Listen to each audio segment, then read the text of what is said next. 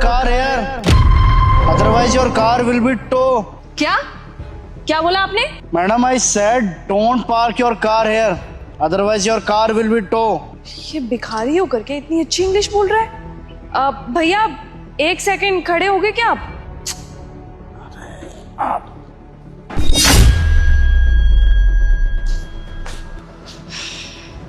जी बोलिए।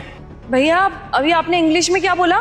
मैडम मैं आपको ये कह रहा हूँ कि गाड़ी यहाँ पे पार्क मत कीजिए, मेन रोड है ये, और गर्मी इतनी ज़्यादा हो रही है, आप परेशान हो जाएंगे। पुलिस वाले आते हैं यहाँ पे और आपकी गाड़ी उठा के ले जाएंगे। ये देख रहे हैं सामने, इधर चौकी भी है।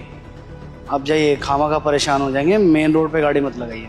भैया वो तो मेरे को समझ में आ गया, गाड़ी तो मैं हटा लूंगी, लेकिन मैं ये जानना चाह रही हूँ कि आप ऐसे सड़क के किनारे लेटे हुए थे और आई थिंक आप भिखारी ही हो, तो इतनी अच्छी इंग्लिश कैसे बोल पा रहे हो भैया आप? देखिए मैडम, ये सब चीज़ें जाने दीजिए, मैं बस आपको इतना ही कह रहा हूँ कि यहाँ से गाड़ी हटा लीजिए।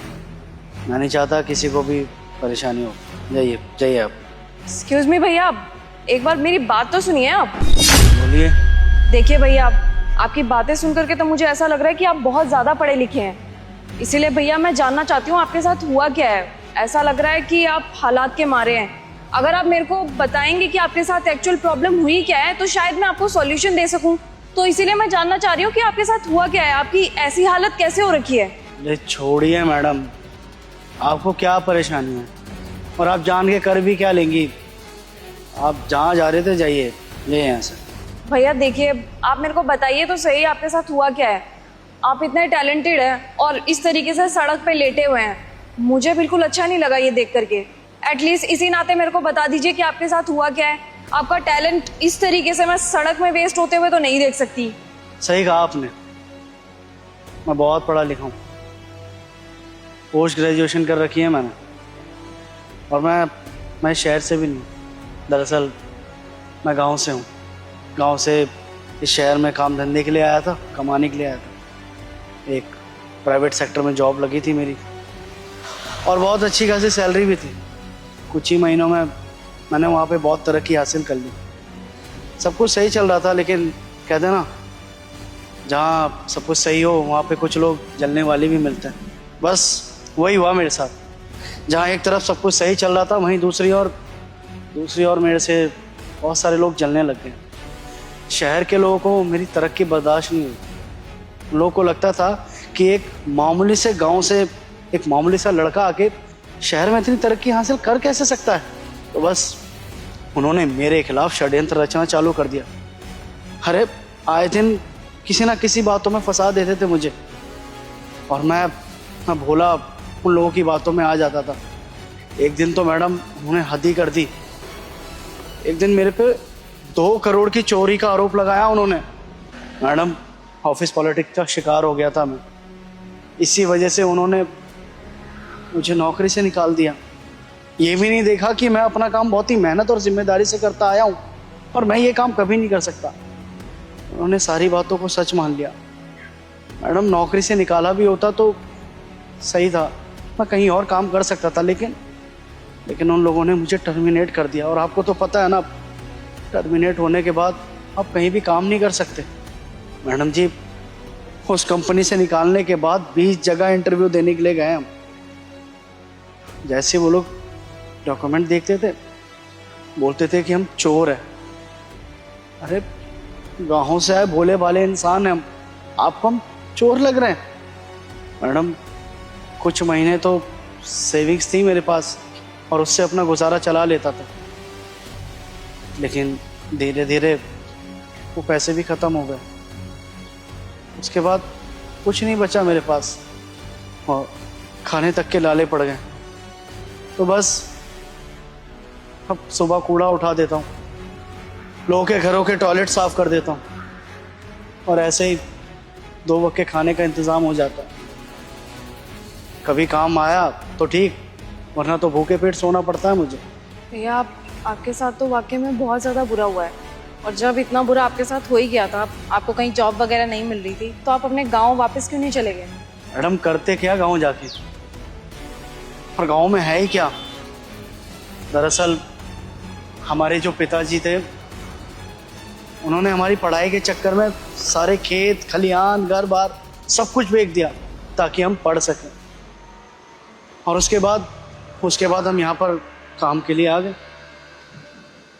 हमारा अपना कहने वाले सिर्फ पिताजी ही थे यहाँ, और वो भी कुछ समय पहले हमें छोड़ के चले गए। तो अब आप बताइए ना, गांव जाकर करेंगे भी क्या? और आप सोच सकती है कंपनी कितनी घटिया हो सकती है। अरे जितनी नीचता पे गिर सकते थे ना वो लोग, उतनी नीचता पे गिरे हैं। जब हमारे पिताजी एक्सपायर हुए थे ना, उन लोगों ने हमें गांव जाने ही नहीं दिया।